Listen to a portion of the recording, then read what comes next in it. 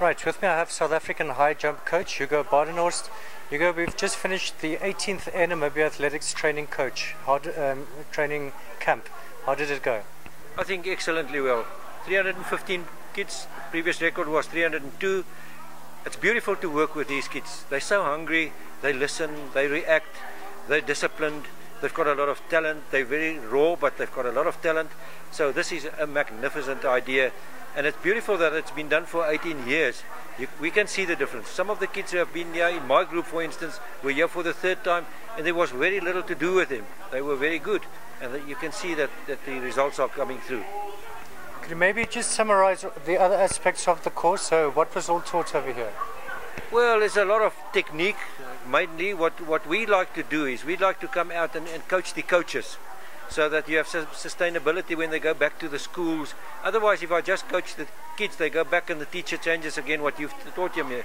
Whilst if you coach the coach goes back and you get a sustainable development. We look at aspects such as programming. How do you work out your programs? What do you eat? What don't you eat? What are the components of good training, like speed endurance, muscle endurance, strength, power. So we try to equip them with some exercises, etc., in all those disciplines. And then also the main thing is to give them the right basic technique so that they can go out there and do well. Right, Hugo, you'll be going back to South Africa now. Tell us about your plans this year and about your athletes you got there. Well, Steve and I have just started our own company, and what we do, we call ourselves Fast Feed Development. We go out to schools and we coach the coaches. Already tomorrow morning 7:30, we're landing tonight. Tomorrow morning 7:30, we have to leave for Brits because we're doing a training camp there. At the moment, I'm training some of the top women coach high jumpers in the country, the SA champion and the second best.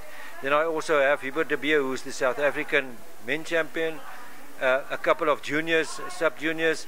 I always try to get a balance between the champions and bringing through youth, so that in 10 years from now we will still have good high jumpers. Right, and finally, the talent you've seen here, how do they compare with your South Africans? This was the best year in the 7th that I've been here.